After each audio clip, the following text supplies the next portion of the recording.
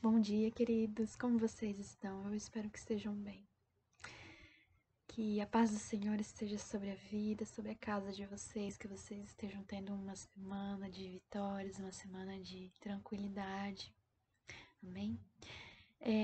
Hoje nós vamos ter a segunda aula falando sobre maturidade espiritual. A aula de hoje é sobre conflitos interiores. Não é uma aula tão extensa, e eu quero lembrar vocês de anotarem as dúvidas de vocês para a gente tirar depois no Zoom. E lembrar vocês também de comentar alguma coisa lá no grupo sobre a aula, um versículo que você gostou, que é um versículo que te chamou a atenção, tá bom? Então, gente, conflitos interiores. A gente vai falar um pouquinho sobre buscar a solução desses conflitos, sobre entender que entender o perdão de Deus sobre as nossas vidas, entender que o perdão também está sobre o próximo e que é necessário perdoar e pedir perdão. A gente já teve uma aula falando sobre isso, mas como é uma coisa que muitas vezes trava as vidas, as nossas vidas, é algo que a gente fala mais, entende? Então, vamos falar um pouquinho aqui sobre Romanos 7, do 15 ao 25, diz assim: Eu não entendo o que faço, pois não faço o que gostaria de fazer. Pelo contrário, faço justamente aquilo que odeio. Se faço o que não quero, isso prova que reconheço que a lei diz que é certo. E isso mostra que de fato já não sou eu quem faz isso, mas o pecado que vive em mim é o que faz, pois eu sei que aquilo que é bom não vive em mim, isto é, na minha natureza humana. Porque mesmo tendo dentro de mim a vontade de fazer o bem, eu não consigo fazê-lo. Pois não faço o bem que quero, mas justamente o mal que não quero fazer é o que eu faço. Mas se faço o que não quero, já não sou eu quem faz isso, mas o pecado que vive em mim é que faz. Assim, eu sei que o que acontece comigo é isto: quando quero fazer o que é bom, só consigo fazer o que é mal. Dentro de mim eu sei que gosto da lei de Deus, mas vejo uma lei diferente agindo naquilo que faço. Uma lei que luta contra aquela que a minha mente aprova. Ela me torna prisioneiro da lei do pecado que age no meu corpo. Como sou infeliz! Quem me livrará deste corpo que me leva para a morte? Que Deus seja louvado, pois Ele fará isso por meio do nosso Senhor Jesus Cristo. Portanto, essa é a minha situação. No meu pensamento eu sirvo a Deus, mas na prática sirvo a lei do pecado. Aqui ele tá passando por uma situação muito complicada. É um texto que às vezes, se você ler muito rápido, você não vai entender. Você tem que realmente se concentrar, tá? É Romanos 7, do 15 ao 25. Paulo reconhece que está vivendo um conflito ali, um conflito interior, porque ele quer fazer o bem, mas ele se pega fazendo o mal que não quer. E a gente pode reconhecer esse conflito muitas vezes nas nossas vidas. A gente sabe o que é certo fazer, a gente sabe que, por exemplo, um exemplo, que não deveria ter mentido, mas você sabe que isso é pecado, que desagrada a Deus, mas às vezes você se vê contando uma mentira. Ou então que não conte uma mentira, mas omitindo. E omitir também é uma mentira.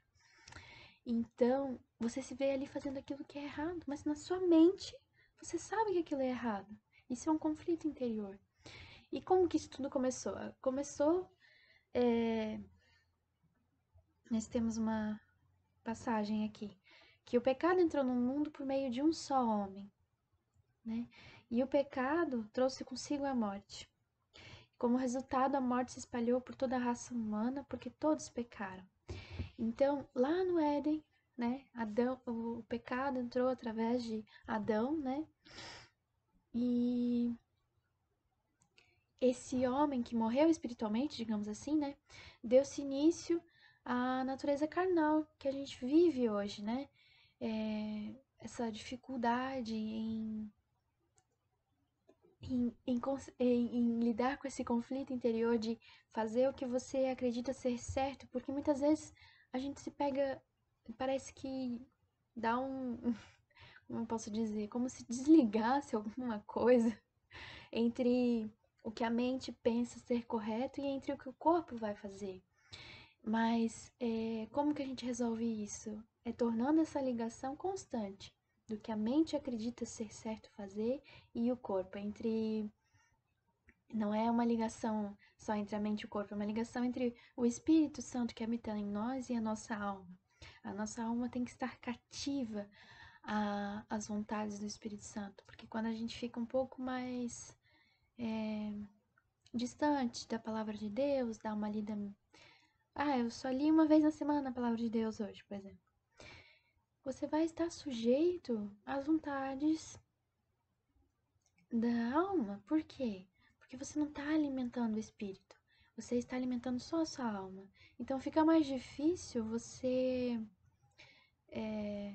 rejeitar ou lutar ou resistir às vontades da carne que vão te levar a pecar, certo? Mas da mesma forma que o pecado entrou através de um só homem, a salvação veio por causa de um só homem, né? Jesus Cristo, né? Ele reviveu para que todos quantos o receberam como Salvador tivessem a vida eterna, né? Em Romanos 5:21 diz: E isso aconteceu a fim de que, assim como o pecado dominou e trouxe a morte, assim também a graça de Deus, que o leva a aceitar as pessoas, dominasse e trouxesse a vida eterna. Essa vida é nossa por meio do nosso Senhor Jesus Cristo. Então, a natureza do homem que não tem Jesus é uma natureza pecaminosa, é uma natureza carnal. E a natureza de um homem que tem Jesus na sua vida é uma natureza espiritual. E deve ser voltada para as coisas espirituais e não as carnais, como eu estava dizendo. Então, existem duas naturezas, a carnal e a espiritual, que guerreiam entre si. E a gente já falou sobre isso várias vezes, que o espírito luta contra a carne luta contra o espírito. Ou seja, o espírito, o homem interior, a sua alma quer uma coisa, seu espírito quer uma coisa, mas a carne e a alma quer outra. Então, em constante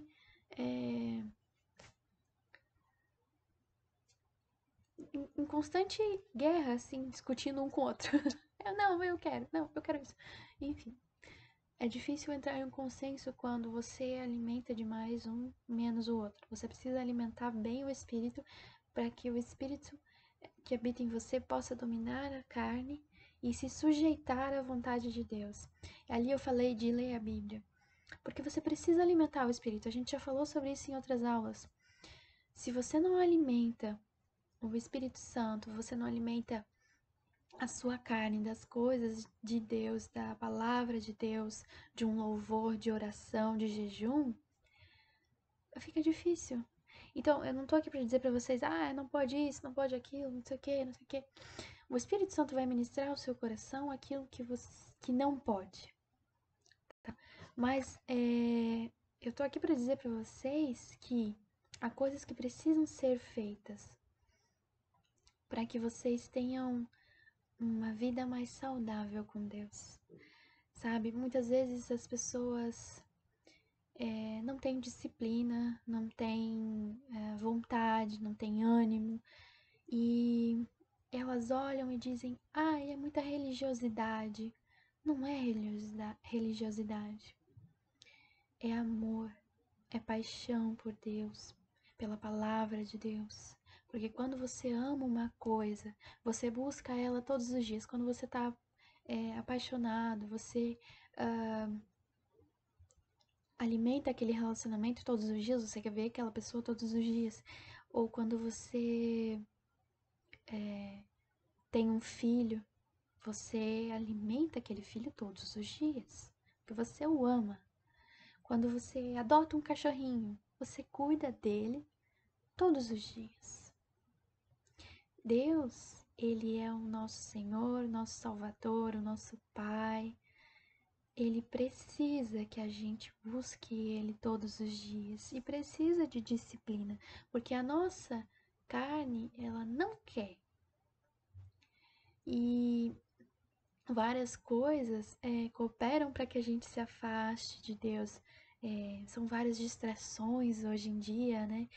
várias coisas ocupando a nossa mente, os nossos pensamentos, e fazem com que a gente se afaste da presença de Deus. Mas é isso, a disciplina e eu esqueci uma palavra agora, diligência.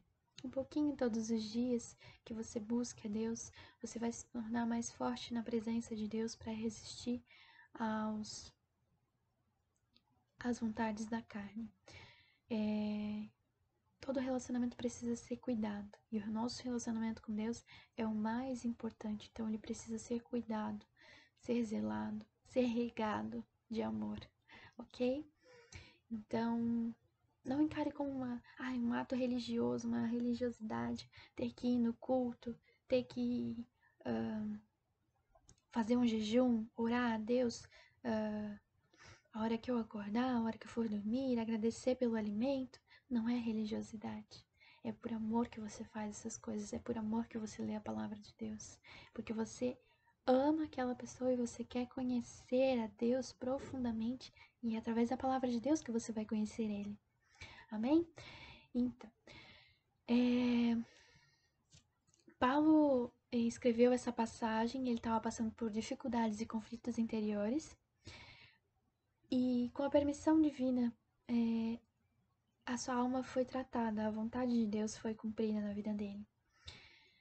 E quando Paulo se encontrou com Jesus na entrada de Damasco, o Senhor disse que o ensinaria o quanto importa padecer pelo nome dele.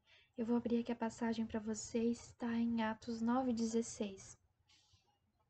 Eu mesmo vou mostrar a Saulo tudo o que ele terá de sofrer por minha causa.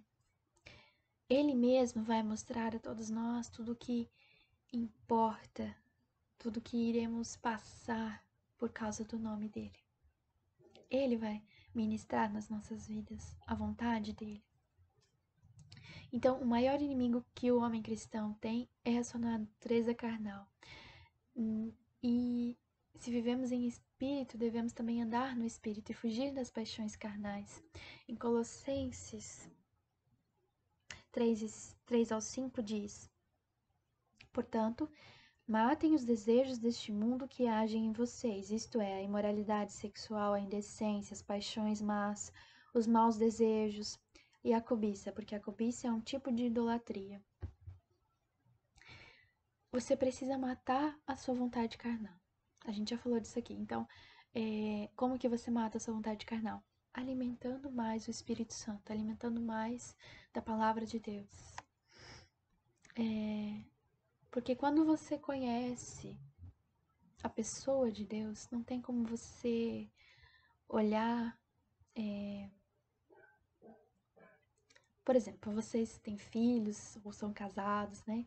Você não vai fazer uma coisa que desagrada o seu marido, que desagrada o seu filho, né? Aquele cuidado assim, meu marido não gosta de cebola, não vou pôr cebola na comida. O meu filho não gosta de beterraba, então eu não vou cozinhar uma beterraba para ele, eu vou dar outro alimento para ele que ele goste mais. Por quê? Porque você quer agradar a pessoa que você ama. E assim tem que ser com Deus. Assim tem que ser com o Espírito Santo. O pecado desagrada a Deus. Então eu vou fazer coisas para agradar Ele, para amar Ele. Amém? Então, discernimento. O homem precisa de discernimento ao passar por dificuldades para saber quando é um ataque do diabo à sua vida ou quando é a mão de Deus que está realizando um tratamento na sua vida, te fazendo amadurecer, te fazendo aprender com aquilo. Se for o diabo, nós precisamos resistir a ele e ele fugirá de nós. Em Tiago 4:7 diz: Sujeitai-vos, portanto, a Deus, mas resisti ao diabo e ele fugirá de vós. Então, colocar a sua vontade a Deus, resistindo ao diabo, e ele vai fugir de vocês. Mas se for a mão de Deus agindo, querendo ensinar algo a nós, a gente precisa aceitar esse tratamento na nossa vida, porque é a melhor coisa que pode nos acontecer. Porque quão bom é ser ensinado pelos nossos pais. Porque quando a gente aprende com nosso pai, com a nossa mãe, como limpar a casa, como cozinhar, como limpar uma janela, ou como trabalhar, como respeitar o seu chefe, é tão mais fácil, tão mais simples quando alguém já te ensina do que ter que aprender por si só, errando e tropeçando, não é? Então, muito mais fácil é quando nosso Pai nos ensina, quando nosso Pai nos trata, e assim Deus é conosco. Em Tiago, do 1, 2 ao 4, fala: Meus irmãos, sintam-se felizes quando passarem por todo tipo de aflições, pois vocês sabem que quando a sua fé vence essas provações, ela produz perseverança. Que essa perseverança seja perfeita, a fim de que vocês sejam maduros e corretos, não falhando em nada. Existem vários momentos em que Deus permite que passemos por certas situações, problemas, mas quando a gente exerce a fé diante dessa dificuldade, nós saímos dela muito mais fortes, mais maduros, mais firmes na nossa fé. Então, não, no momento que você estiver passando por uma dificuldade, coloque a sua esperança total e incondicional em Deus. E se for da nossa carne, essa situação, devemos fugir dela e das suas paixões. Em João 12, 24 ao 25, diz: Eu afirmo a vocês que isto é verdade. Se um grão de trigo não for jogado na terra e não morrer, ele continuará a ser apenas um grão. Mas se morrer, dará muito trigo. Quem ama a sua vida não terá a vida verdadeira, mas quem não se apega à sua vida neste mundo ganhará para sempre a sua vida verdadeira. E essa parábola da semente de trigo caindo no solo, que ela tem que morrer para poder germinar e dar fruto, nos mostra algo muito importante para as nossas vidas, porque quando a semente cai no chão, a umidade, a temperatura fazem com que ela germine, quebrando a casquinha dela, e dali sai o brotinho, que se torna uma árvore e dá muitos frutos. Mas a vida está dentro da semente, e é necessário que a casca seja quebrada para que ela possa sair. E nas nossas vidas é da mesma forma. A vida, que é o Espírito Santo, está dentro de nós, no nosso espírito, e a nossa alma, né, nossa carne, ela tem que ser quebrada, a nossa casquinha aqui tem que ser quebrada, os nossos desejos têm que ser eliminados para que a vida que está dentro de nós possa fluir. A alma não quer ser quebrada, ela quer dominar, ela quer fazer só o que ela quer, né? E ela quer mandar, né? Mas ela precisa ser quebrada, se tornar um servo do Espírito para que a vida possa se manifestar, para que nós viemos a dar frutos. A gente precisa morrer para nossa própria vontade, sabe? Quantos de vocês preferiam estar assistindo um filme na Netflix ou comendo um fundi ou qualquer outra coisa agradável para nossa carne? Mas vocês estão escolhendo crescer em fé, matar a sua vontade, matar a sua carne, matar o tempo que você poderia gastar com outras coisas aqui, aprendendo sobre a vida com Deus, né? Então, escolham a boa parte, escolham crescer em fé, matar a sua vontade, para darem frutos. Quebrem a casquinha de vocês, se permitam ser quebrados por Jesus, porque quando você escolhe a boa parte, quando você escolhe agradar a Deus, servir a Deus, é muito melhor. Sabe, muitas pessoas às vezes são como crianças, como bebezinhos.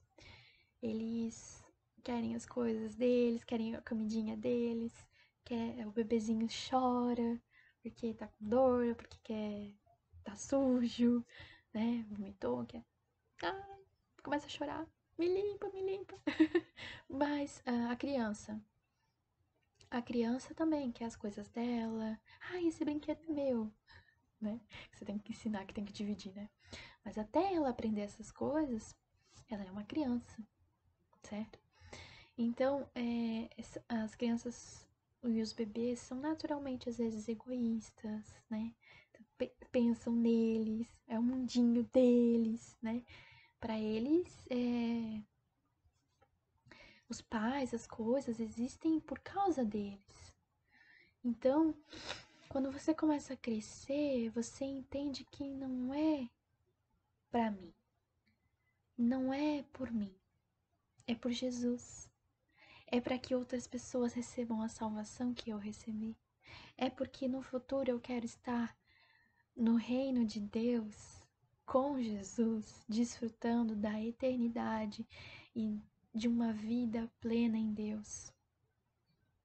Porque nós queremos estar lá. Então não é o que nós passamos aqui é muito pequeno, perto de tudo que Jesus já fez, de tudo que vai acontecer. Mas se nós gastarmos esse nosso milésimo de tempo que temos aqui na Terra para deixar um legado, para deixar algo para as pessoas, para ajudar alguém a receber a salvação, a receber Jesus na vida delas, aí sim valeu a pena. Só que para fazer essas coisas você tem que matar a sua vontade.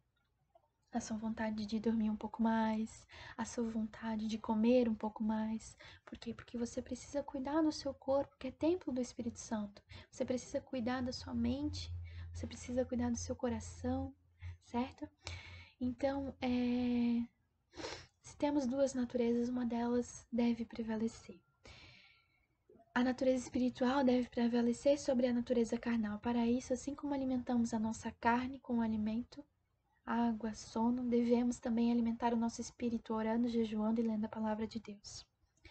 Uma das situações que mais gera conflitos interiores é as que envolvem pedidos ou liberação de perdão. Por quê? Porque perdoar é você dizer que você não se acha mais, ou como posso dizer, mais santo, digamos assim, né? Não, porque eu sei que o que você fez foi errado e eu tenho direito de te julgar. Não, você não tem direito nenhum de julgar. Entrega para Deus e deixa que Ele julgue essa causa, essa situação. Libere o perdão para essa pessoa, porque Deus é que vai julgar. Deus é que vai dizer quem errou, quem não errou. Deus é que vai dar o veredito melhor e mais correto. Entregue nas mãos de Deus. Da mesma forma que você entrega várias outras coisas na sua vida, entregue também o perdão para Deus. Entregue o perdão, eu te perdoo e vai ser feliz. Amém, gente? Deus abençoe vocês. Essa foi a aula de hoje, falando sobre conflitos interiores. Não retenham o perdão, como eu já falei pra vocês. Perdão não é pra ficar numa caixinha. Perdoem as pessoas que magoaram vocês, familiares, amigos, pessoas que traíram vocês, traíram a confiança de vocês. Não guardem o perdão, usem ele. Amém? Deus abençoe vocês, uma boa semana para vocês. A gente se vê amanhã no Zoom, tá? Às 8 horas e até mais. Tchau, tchau.